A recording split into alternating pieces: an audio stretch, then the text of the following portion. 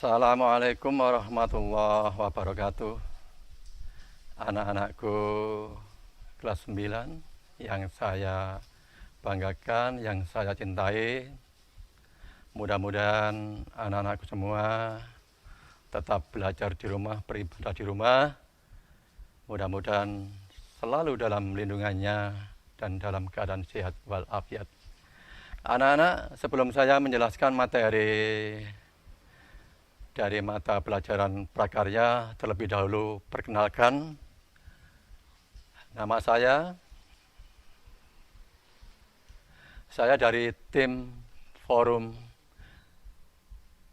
MGMP Mapel Prakarya Kabupaten Jombang.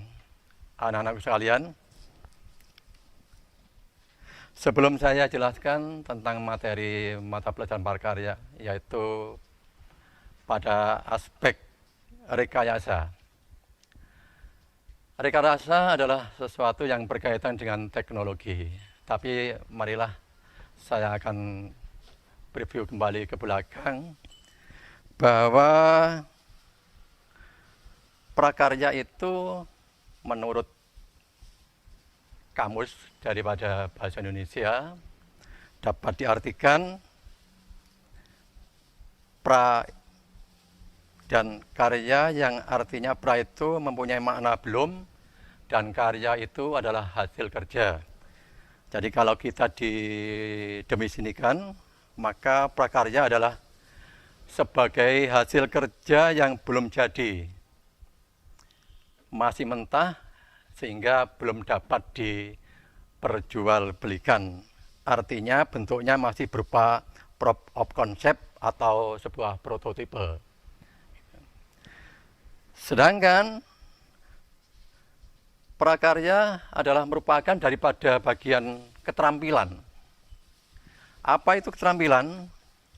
Keterampilan adalah merupakan suatu kemampuan akal pikiran dari seseorang untuk mengerjakan, membuat, mengubah, dan sebagainya, sehingga menjadi suatu hasil yang lebih bermakna, sehingga mempunyai nilai yang lebih tinggi.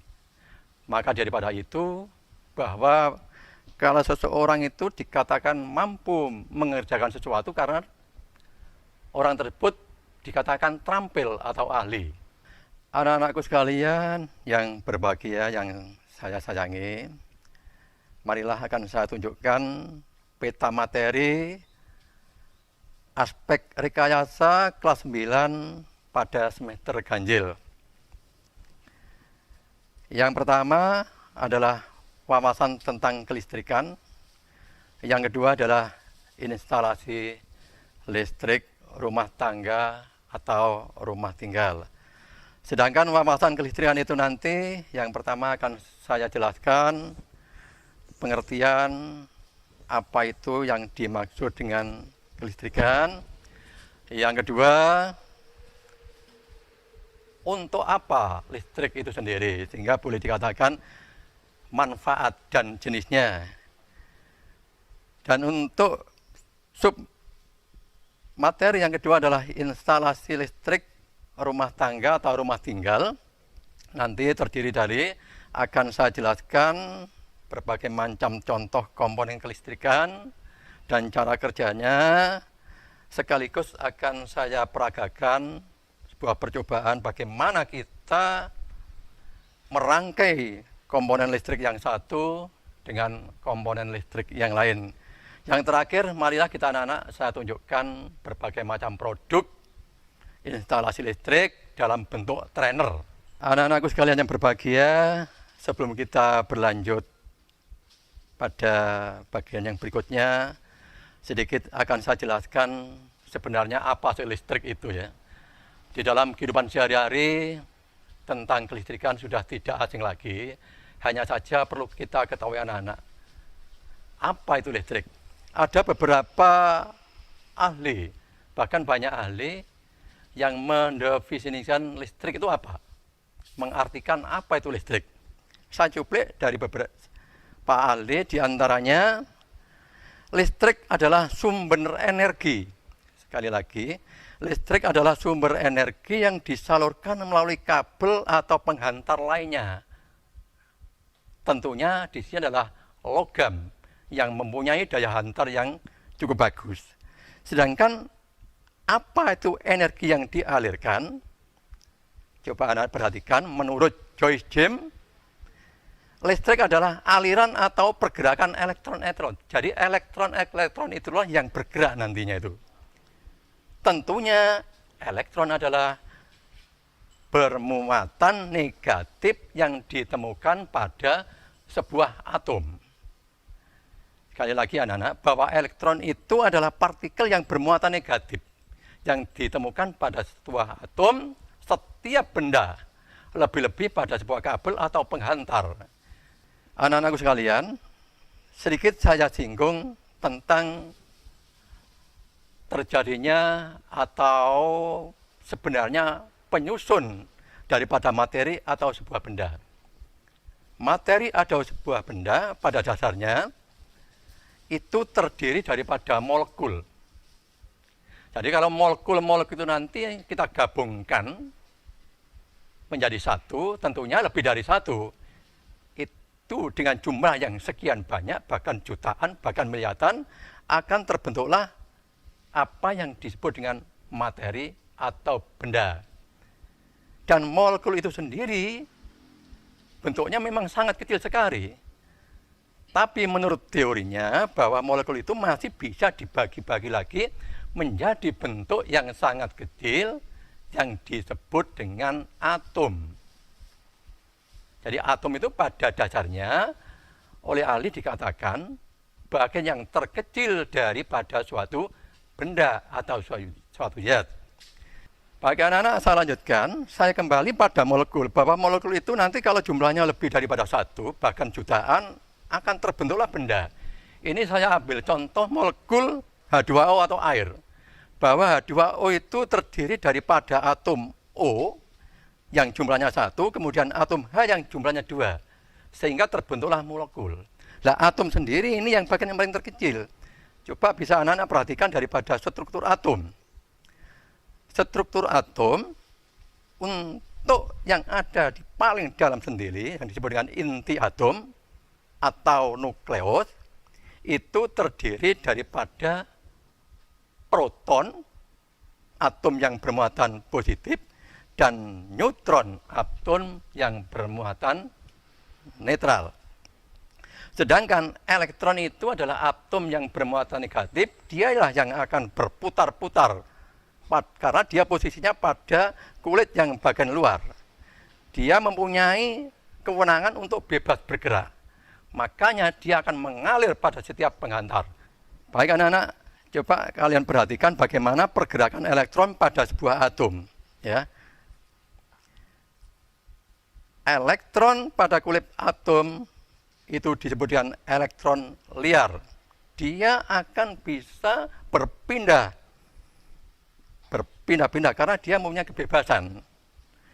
Sehingga pada suatu atom, apabila jumlah elektronnya, bisa anak-anak perhatikan pada gambar tersebut, apabila jumlah elektronnya itu melebihi daripada jumlah proton yang jumlahnya sama dengan neutron, maka atom tersebut dikatakan bermuatan negatif. Karena apa? Karena dia kelebihan daripada elektron. Baik anak-anakku sekalian yang berbahagia. Jadi elektron-elektron yang mengalir secara kontinu pada sebuah konduktor yang biasa juga disebut dengan kabel, itu disebut dengan arus listrik. Sekali lagi ya anak-anak ya. Jadi arus listrik itu adalah mengalirnya elektron secara kontinu, artinya secara terus-menerus pada sebuah konduktor atau penghantar. Tentunya di sini adalah logam akibat perbedaan jumlah elektron pada beberapa lokasi yang jumlah elektronnya tidak sama.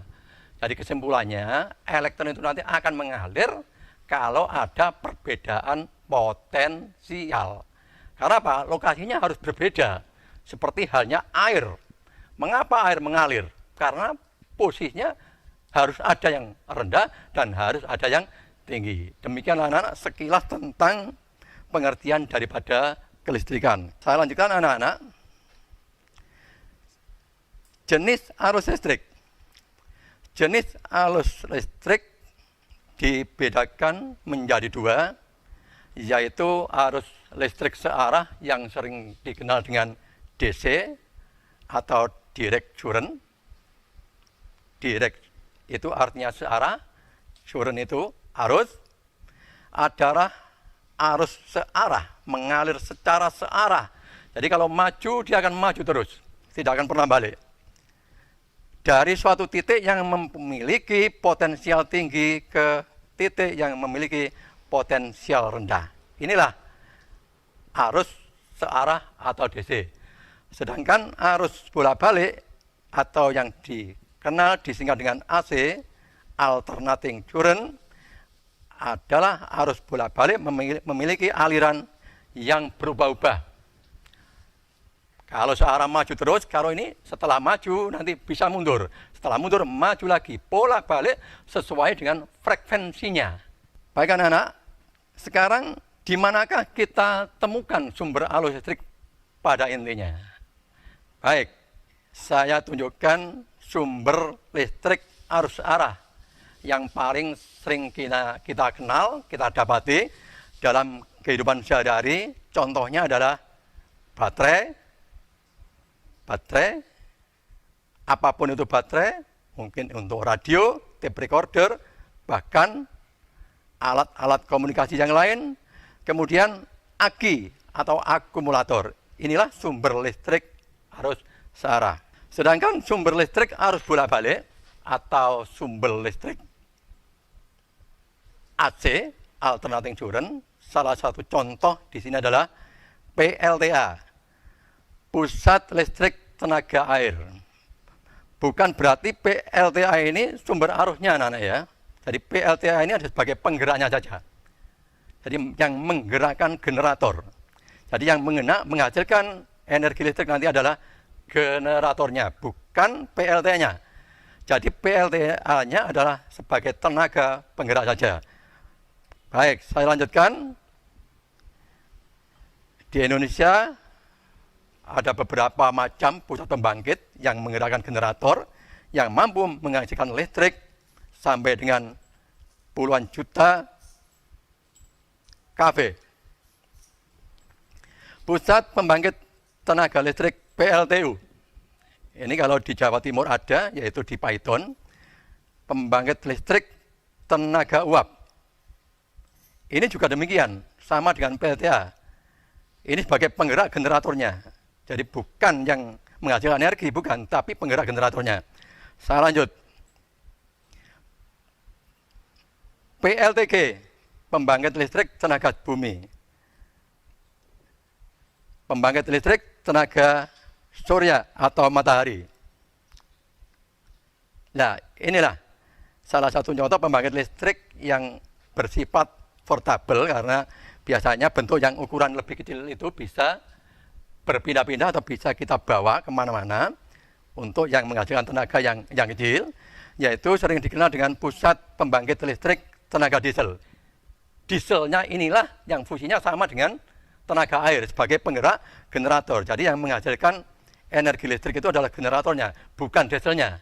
Jadi diesel itu sebagai penggeraknya. Anak-anak, saya lanjutkan tentang bagaimana listrik itu sampai dengan ke rumah kita sehingga dapat kita manfaatkan untuk memenuhi kebutuhan hidup. Artinya memenuhi kebutuhan hidup dalam hal melaksanakan kegiatan sehari-hari. Ini yang disebut dengan transmisi listrik.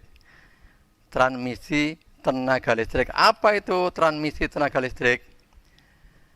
Merupakan proses penyaluran tenaga listrik dari tempat pembangkit tenaga listrik atau yang dikenal dengan power plant hingga saluran distribusi listrik atau subdistribution sehingga dapat disalurkan sampai pada konsumen pengguna listrik termasuk keperluan rumah tangga.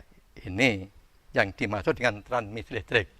Jadi energi listrik yang digerakkan oleh generator yang dibangkitkan oleh pusat pembangkit baik tenaga air dan lain sebagainya Maka proses yang terakhir adalah penyaluran sampai dengan konsumen. Misalnya rumah tangga, sekolah, kantor, rumah sakit, dan lain sebagainya. Baik anak-anak, saya lanjutkan. Ini saya berikan sebuah bagan. Coba anak-anak bisa perhatikan pada layoutnya, bagaimana listrik itu sampai dengan konsumen. Yang disebut konsumen akan saya ulang lagi. Salah satunya adalah rumah tangga, kantor, rumah sakit, bahkan sampai dengan industri. Baik industri kecil ataupun industri besar. Yang pertama, anak-anak bisa perhatikan pembangkit listriknya. Kemudian ditransmisikan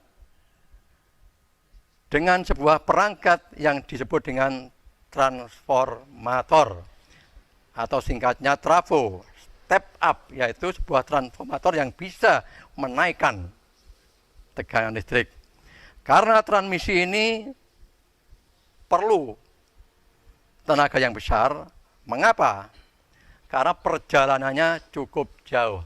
Bagaimana kalau kita melakukan perjalanan yang cukup jauh, maka yang dibutuhkan adalah sebuah energi yang sangat besar. Kemudian ditransmisikan yaitu ke dalam sebuah jaringan yang disebut dengan SUTET atau dibaca dengan SUTET, saluran udara tegangan ekstra tinggi, yang besarnya kurang lebih 500 kilovolt. Sangat besar sekali. Karena dia akan ditransmisikan dalam perjalanan yang cukup jauh. Setelah itu ditransmisikan lagi oleh sebuah regulator yang disebut dengan juga trafo step down. Kalau tadi dinaikkan, sekarang diturunkan oleh trafo atau transformator yang disebut dengan trafo step down. Setelah itu masuk atau ditransmisikan ke sebuah jaringan yang disebut dengan SUTT. Kalau tadi sudah, sekarang bukan SUTT. Karena besarnya tegangan, dia akan jauh lebih kecil. Hanya 150 kV. Tegangan 150 kV ini tidak akan bermakna. Harus diatur lagi oleh sebuah regulator. Tegangan 150 kV ini hanya bisa dikonsumsi oleh sebuah pabrik industri yang berkapasitas besar. Sedangkan untuk konsumsi rumah tangga, maka harus diturunkan lagi menjadi 20 kV.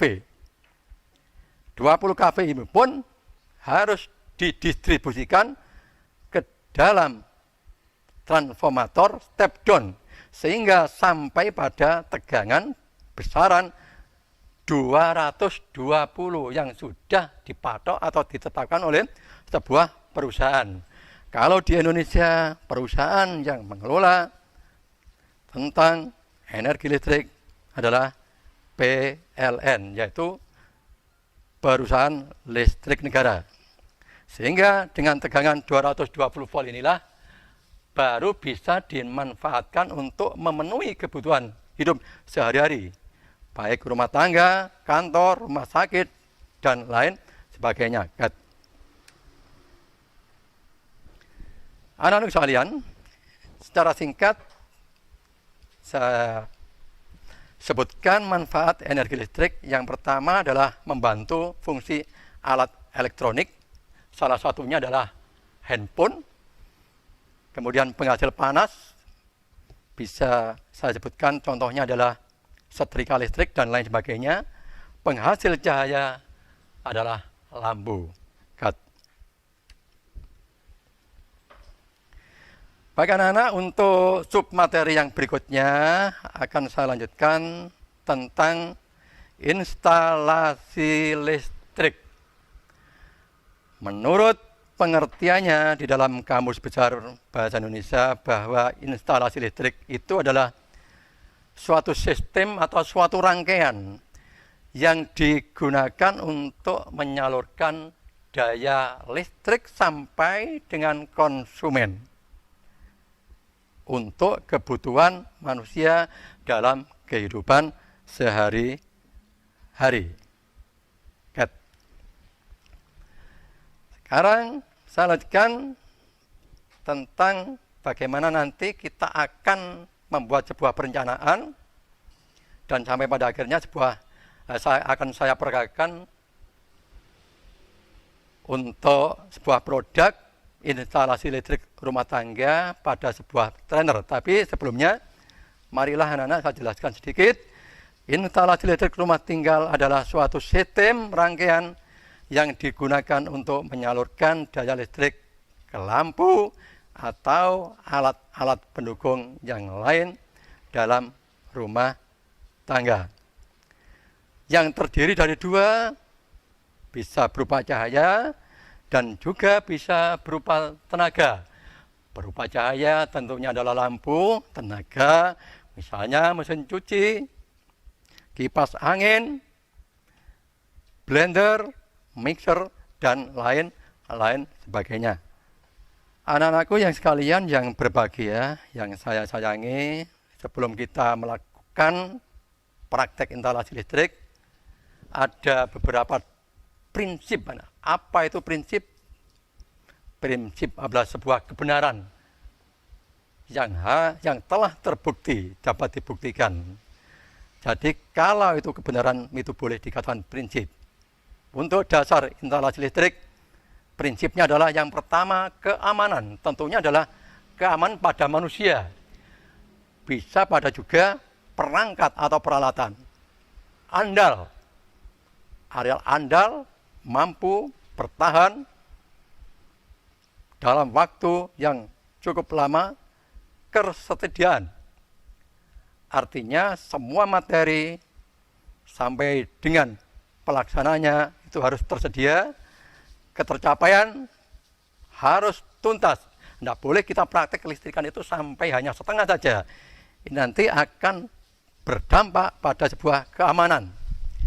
Indah, harus indah, rapi, ekonomis, memenuhi syarat penghematan. Karena apa? Karena prinsip-prinsip dasar instalasi listrik ini sudah diatur oleh peraturan umum instalasi listrik yang dikenal dengan PUIL. Baik anak-anak, saya lanjutkan tahapan-tahapan instalasi listrik rumah tinggal. Yang pertama adalah membuat gambar perencanaan dulu, pemasangan pipa untuk kabel, pemasangan kabel, penyambungan kabel, saklar, stop kontak, pemasangan saklar dan stop kontak, pemasangan feeding, lampu beserta lampunya. Yang terakhir adalah proses uji coba atau mencoba kinerja daripada suatu rangkaian. Baik, yang pertama saya awali dengan sebelum kita melaksanakan daripada pekerjaan instalasi listrik, kita harus merencanakan gambar. Ini syarat mutlak anak-anak. Jadi perencanaan harus kita buat seoptimal mungkin, kalau bisa semaksimal mungkin. Ini saya salah contoh. Apa itu gambarnya? Di dalam praktek yang sebenarnya, bahwa gambar itu adalah gambar daripada denah rumah.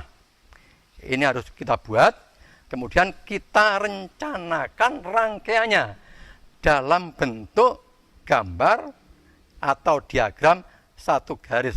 Bisa anak-anak perhatikan, diagram satu garis yang ada pada denah rumah tersebut, itulah sebagai perencanaan sebuah rangkaian. Baik, saya lanjutkan.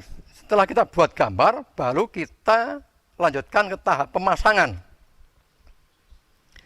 Ada dua kondisi anak-anak. Apabila pemasangan itu ada pada sebuah dinding tembok, maka kita harus melubang sebuah dinding. Karena apa? Syarat keindahannya harus ada di dalam ini kabelnya. Harus dimasukkan pada pipa. Anak-anak bisa perhatikan pada gambar tersebut sebagai ilustrasi Sehingga anak-anak bisa membayangkan bagaimana posisinya daripada kabel itu. Jadi kabel itu harus dimasukkan pipa, pipa ditanam pada sebuah dinding. Tetapi apabila perangkatnya atau komponen yang lain, ada juga yang tidak pakai pipa, karena kabelnya nanti akan berbeda. Nanti akan saya tunjukkan beberapa contoh. Yang selanjutnya adalah memasang kabel jalur utama. Jadi setiap instalasi listrik ada yang disebut dengan kabel, merupakan jalur utama. Itu nanti yang penampangnya memang harus dibuat beda karena utama, yang akan melayani semua beban yang ada pada sebuah rumah.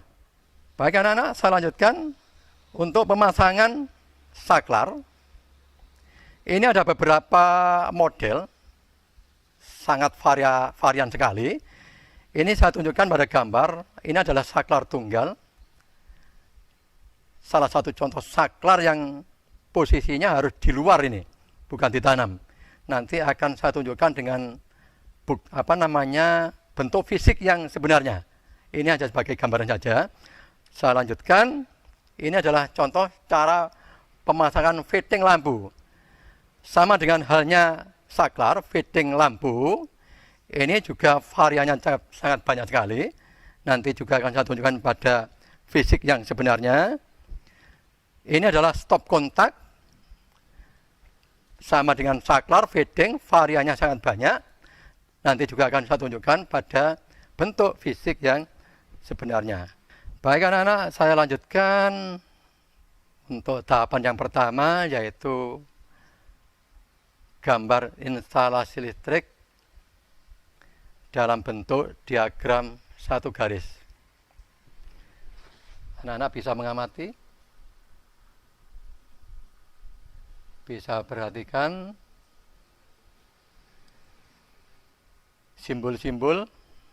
Saya awali dengan nomor 6. Nomor 6 itu adalah sekring, bisa juga disebut dengan MCB. Kemudian nomor 1 itu adalah saklar tukar. Anak-anakku sekalian, ini akan saya jelaskan tentang langkah-langkah instalasi listrik. Yang pertama kita harus awali dulu dengan gambar. Ini adalah gambar atau diagram satu garis. Simbol nomor 6 itu adalah sekring atau MCB. Nomor 1 adalah saklar tunggal. Sekali lagi, nomor 1 adalah saklar tunggal.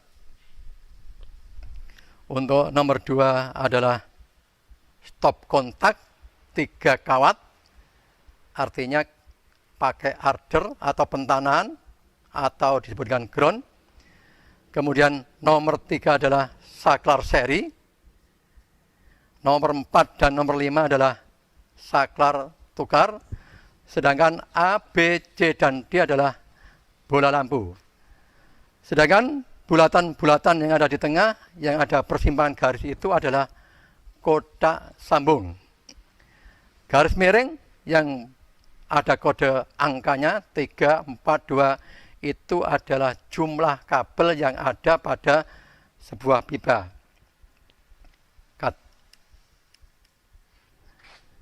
Baik, saya lanjutkan. Sedangkan anak-anakku sekalian, yang dipergunakan sebagai referensi atau acuan untuk kita merangkai, ini adalah diagram pelaksanaan atau diagram kerja. Anak-anak bisa perhatikan. Tadi saya sebutkan, saya jelaskan bahwa kita awali dengan pemasangan jalur utama. Coba anak-anak perhatikan. Jalur utama itu ada 3. Ini saya kasih kode garis merah.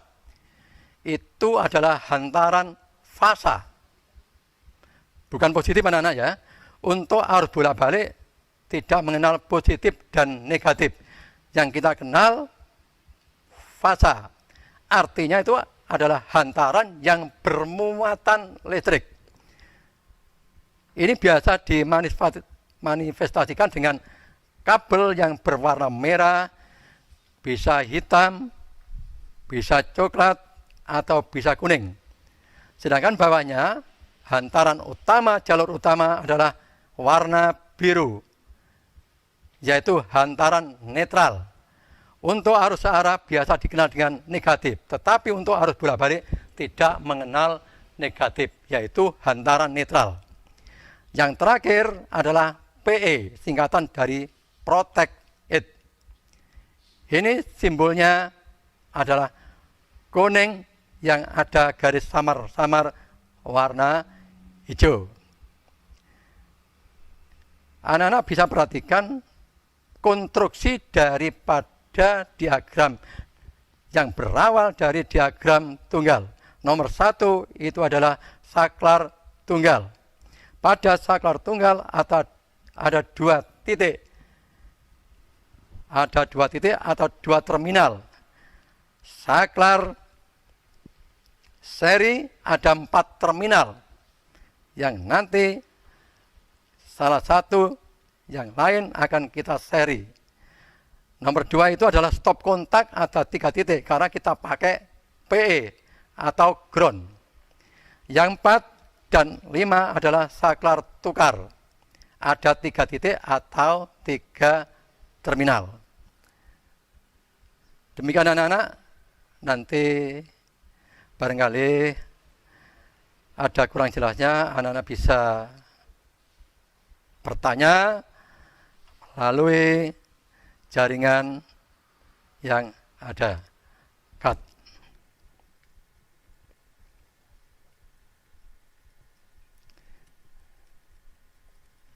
Tadi saya ngomong jaringan yang ada digusur ya, belum selesai. Ini kinerjanya dulu. Anak-anakku sekalian yang berbahagia, bagaimana kinerja rangkaian ini? Anak-anak bisa perhatikan lampu A, B, C, dan D. Kinerja rangkaian saklar nomor 1 adalah saklar tunggal yang menyalakan lampu A apabila posisi dalam keadaan tertutup. Sedangkan nomor 2 adalah stop kontak. Ini perangkat yang bisa menghubungkan, artinya bisa memutuskan arus apabila terjadi kontak antara hantaran fasa dan netral. Kemudian saklar seri nomor 3 ini menyalakan lampu B dan C. Sedangkan saklar nomor 4 dan 5 ini adalah saklar tukar atau yang dikenal dengan saklar hotel. Ini kinerjanya bisa menyalakan atau mematikan secara bergantian. Demikian anak-anak kinerja daripada rangkaian tersebut. Cut. Mari ganti. Sudah 1,5 jam aja. 1 jam. Oh, sudah 1 jam. Ini tak. Nanti untuk peralatan dan bahan tidak saya sampaikan di sini ya, tapi ditayangkan saja nanti ya. Waktunya tidak nututi nanti. Ini yang terakhir saja, lanjut tahapan.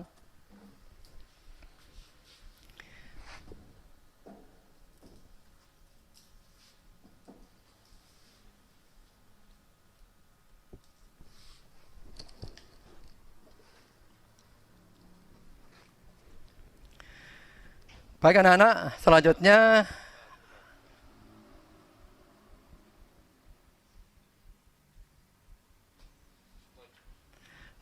selanjutnya akan saya sampaikan nanti sebuah peragaan bagaimana kita merangkai komponen kelistrikan antara yang satu dengan yang lain. Tapi marilah anak-anak perhatikan sebelumnya kita praktek, harus kita buat sebuah perencanaan. Yang pertama adalah identifikasi kebutuhan. Cut. Yang kedua, perencanaan fisik. Selanjutnya adalah persiapan. Bagaimana persiapan itu muncul? Saya ulang, bagaimana ide atau gagasan itu muncul sehingga sampai terlaksananya sebuah kegiatan.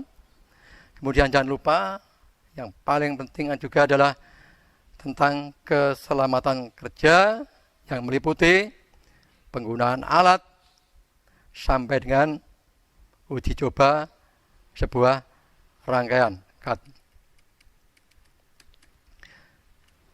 Lanjut anak-anak, ini semua akan terlampaui sesuai dengan keinginan kita apabila kita mengacu pada sebuah prinsip, yaitu sebuah referensi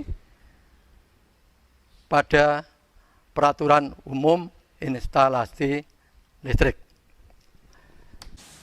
Sama Pak, monggo Pak. Boleh ya? Oke. Baik anak-anak, ini akan saya tunjukkan peralatan dan bahan untuk melakukan kegiatan instalasi listrik rumah tinggal atau rumah tangga. Yang pertama, ini adalah contoh daripada tang kombinasi.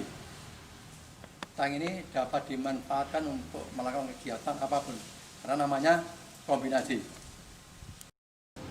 Baik anak-anak, akan saya lanjutkan bagaimana diagram kerja, diagram pelaksanaan yang pada akhirnya setelah kita praktekkan pada sebuah papan latihan, yaitu pada papan triplek seperti ini, ya, papan latihan. Lagi bukan pada kerdus. Kalau pada kerdus sangat berbahaya. Yang benar adalah pada triplek. Ini namanya trainer, tempat latihan yang betul. Fisik ini merupakan gambar kerja yang tadi sudah saya jelaskan. Yang pertama, ini adalah MCB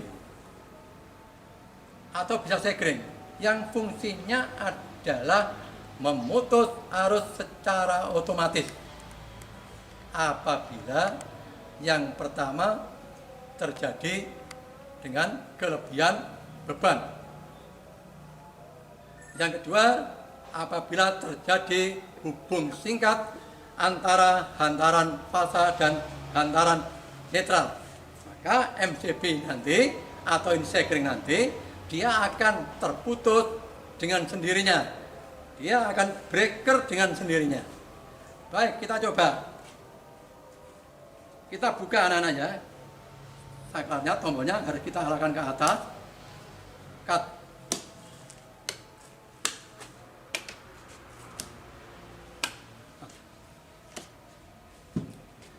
Baik anak-anak, sesuai dengan gambar rangkaian, gambar kerja, gambar pelaksanaan MCB ini kita tutup, kita naikkan ke atas, maka mengalirlah arus pada rangkaian ini, rangkaian instalasi ini. Bagaimana dengan kinerjanya? Yang pertama, ini adalah saklar tunggal. Menyalakan lampu A. Cut. Mas, tolong coba. Pak. Apa? Ya.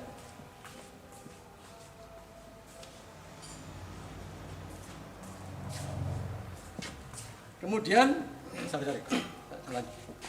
lanjut anak-anak, kinerja selanjutnya, kinerja komponen selanjutnya adalah stop kontak.